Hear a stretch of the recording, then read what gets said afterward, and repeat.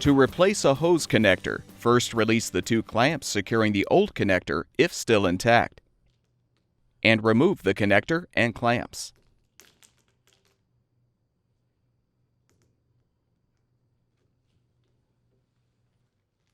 Prepare the new hose connector by positioning the provided clamps toward the middle of the connector. Now slide one end of the new connector over the end of the drain hose, and the other end over the extension hose. Position the two clamps to secure the assembly.